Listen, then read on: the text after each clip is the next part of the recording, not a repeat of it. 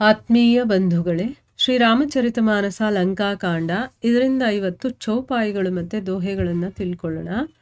ಮುನಿ ಜೇಹಿ ಧ್ಯಾನ ನ ಪಾವಹಿ ನೇತಿ ನೇತಿ ಕಹಬೇದ ಕೃಪಾ ಸಿಂಧು ಸೋಯಿ ಕಪಿನ್ಹ ಸನ್ ಕರತ್ ಅನೇಕ ಬಿನೋದ ಉಮಾ जोग जप दान तप नाना मख व्रत नेम राम कृपा नहीं करही तसी जसी निष्केवल प्रेम भालु कपिन्ह पट भूषण पाये पहिरी पहिरी रघुपति पही आये नाना जिनस देखी सब कीसा पुनि पुनि हसत कोसला धीसा चितई सबन्ही पर कीन्ही दाया बोले मृदुल बचन रघुराया तुम्हारे बलमय रावनु मार्यो तिलक विभीषण कह पुनि सार्यो निज निज गृह अब तुम सब जाहो सुमि रेहु मोहि डरपहु जनि काहो सुनत बचन प्रेमाकुल बानर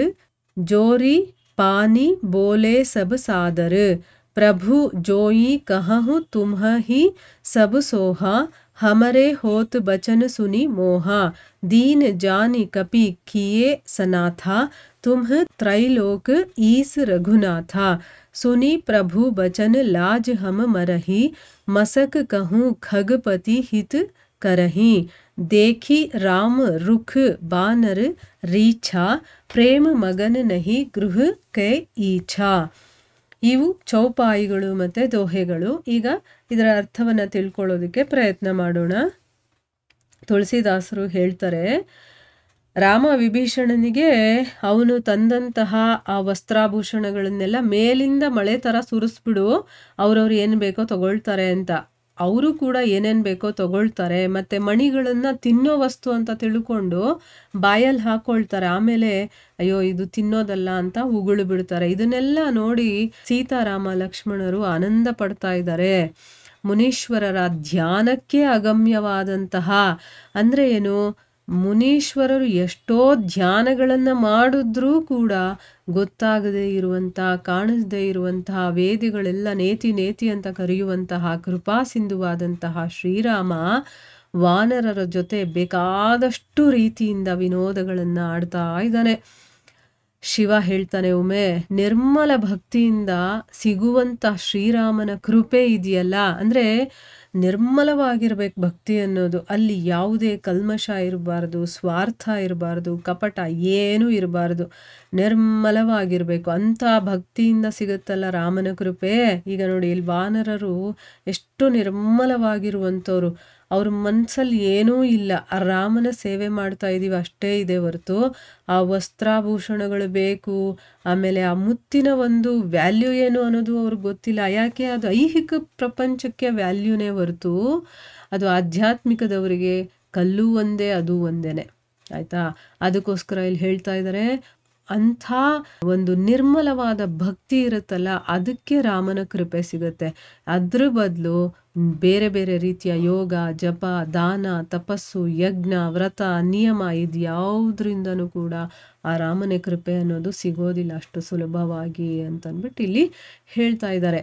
ಭಲ್ಲೂಕ ವಾನರರೆಲ್ಲರೂ ಕೂಡ ಅಲ್ಲಿ ಮೇಲಿಂದ ಬಿತ್ತಲ್ಲ ವಸ್ತ್ರಗಳು, ಭೂಷಣಗಳು, ಅದನ್ನೆಲ್ಲ ತೊಟ್ಕೊಳ್ತಾರೆ, ಉಟ್ಕೊಳ್ತಾರೆ, ಎಲ್ಲ ಮಾಡಿಕೊಂಡು ಆ ಶ್ರೀರಾಮನ ಹತ್ರಕ್ಕೆ ಬರ್ತಾರೆ.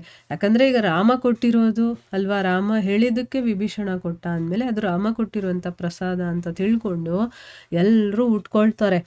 ಉಟ್ಕೊಂಡು ರಾಮನ ಹತ್ರ ಬರ್ತಾರೆ.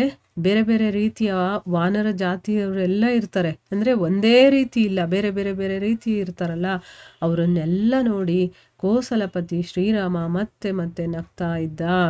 ಶ್ರೀ ರಘುನಾಥ ತನ್ನ ಕೃಪಾದೃಷ್ಟಿಯನ್ನು ಎಲ್ಲರ ಮೇಲೂ ಕೂಡ ಚೆಲ್ತಾನೆ. ಮೃದು ಮಧುರವಾಗಿ ಈ ರೀತಿ ಹೇಳ್ತಾನೆ, ಸೋದರರೇ, ಅಂದರೆ ನೀವೆಲ್ಲ ನನ್ನ ಸೋದರರು ಹಾಗೇನೆ, ನಿಮ್ಮ ಬಲ ಮತ್ತು ಬೆಂಬಲದಿಂದಾನೇ ನಾನು ರಾವಣನನ್ನು ಕೊಂದಿದ್ದೀನಿ. ಇಲ್ಲಿ ನಾನೇ ಕೊಂದೆ ಅಂತ ಹೇಳ್ಕೊಳ್ಳಲ್ಲ ರಾಮ, ನೀವು ನನಗೆ ಸಹಾಯ ಮಾಡಿದ್ರಿಂದ, ನಿಮ್ಮ ಬಲ ಮತ್ತು ಬೆಂಬಲ ಇದ್ದಿದ್ದರಿಂದ ನಾನು ರಾವಣನನ್ನು ಕೊಂದೆ ಅಷ್ಟೇ. ವಿಭೀಷಣನಿಗೆ ಪಟ್ಟಾಭಿಷೇಕವನ್ನು ಕೂಡ ಮಾಡದೆ ಇನ್ನು ನೀವೆಲ್ಲ ನಿಮ್ಮ ನಿಮ್ಮ ಮನೆಗಳಿಗೆ ಹೋಗಿ ಅಲ್ಲಿದ್ದು ನನ್ನನ್ನು ಸ್ಮರಣೆ ಮಾಡ್ತಾ ಇರಿ, ನೀವು ಯಾರಿಗೂ ಹೆದರಬೇಕಾಗಿಲ್ಲ. ಯಾಕಂದರೆ ರಾವಣನೇ ಹೊರಟೋದ, ಈಗ ನನ್ನ ನಾಮಸ್ಮರಣೆಯನ್ನು ಮಾಡಿದ್ರೆ ಸಾಕು, ನೀವು ಯಾರಿಗೂ ಹೆದರ್ಕೊಳ್ಬೇಕಾಗಿಲ್ಲ ಅಂತ ಹೇಳ್ತಾನೆ. ಈ ಮಾತನ್ನು ಕೇಳಿದ ತಕ್ಷಣ ವಾನರರಿಗೆಲ್ಲ ಪ್ರೇಮ ವಿಹ್ವಲರಾಗಿ ಕೈ ಜೋಡಿಸ್ಕೊಂಡು ತುಂಬಾ ಗೌರವದಿಂದ ಹೇಳ್ತಾರೆ, ಪ್ರಭು ನೀನೇನು ಹೇಳಿದ್ರೂ ನಮಗೆ ಒಪ್ಪಿಗೆ ಆಗುತ್ತೆ, ಆದರೆ ನಿಮ್ಮ ಮಾತಿನಿಂದ ನಮ್ಮಲ್ಲಿ ಮೋಹನೇ ಉಂಟಾಗುತ್ತೆ, ಅಂದರೆ ನಮಗಿನ್ನೂ ಮೋಹ ಜಾಸ್ತಿ ಆಗುತ್ತೆ ನಿನ್ನ ಮೇಲೆ. ಶ್ರೀ ರಘುನಾಥ, ನೀವು ತ್ರೈಲೋಕ್ಯನಾಥರು, ಅಂದರೆ 3 ಲೋಕಗಳಿಗೂ ಒಡೆಯ ನೀನು.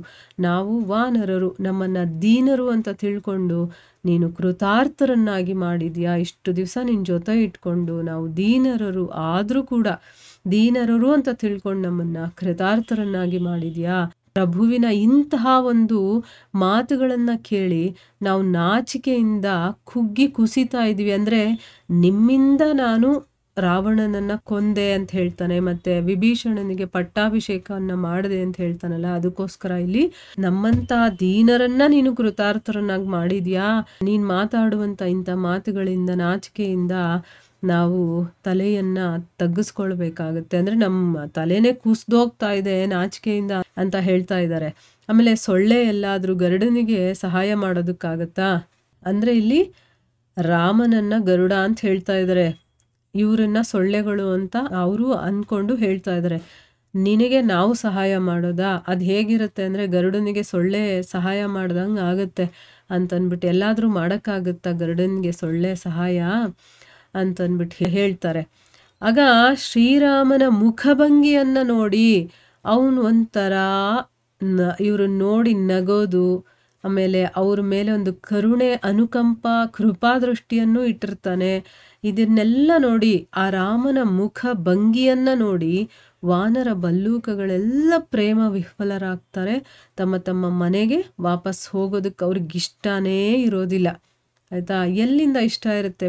ಅವ್ರ ಆರಾಧ್ಯನೇ ಅಲ್ಲಿರಬೇಕಾದ್ರೆ, ಆ ಭಗವಂತನೇ ಅಲ್ಲಿರಬೇಕಾದ್ರೆ ಎಲ್ಲಿಗೆ ತಾನೇ ಹೋಗೋದಕ್ಕೆ ಇಷ್ಟ ಆಗುತ್ತೆ? ಈಗ ಅವರಲ್ಲಿ ಭಕ್ತಿ ಮಾತ್ರ ಇದೆ, ಏನೂ ಇಲ್ಲ ಅಂದಮೇಲೆ ಭಗವಂತನೇ ಅವ್ರಿಗೆ ಸರ್ವಸ್ವ. ಅವನನ್ನು ಬಿಟ್ಟು ಹೋಗಿ ಅಂತಂದರೆ ಹೆಂಗಾಗತ್ತದು? ಅವ್ರಿಗೆ ಹೋಗೋದಕ್ಕೆ ಇಷ್ಟನೇ ಇಲ್ಲ. ಮುಂದುವರೆದವ್ರು ಹೋಗ್ತಾರಾ ಇಲ್ವಾ ಅನ್ನೋದನ್ನು ನಾವು ಮುಂದಿನ ಭಾಗದಲ್ಲಿ ತಿಳ್ಕೊಳ್ಳೋಣ. ಹರೇ ಕೃಷ್ಣ.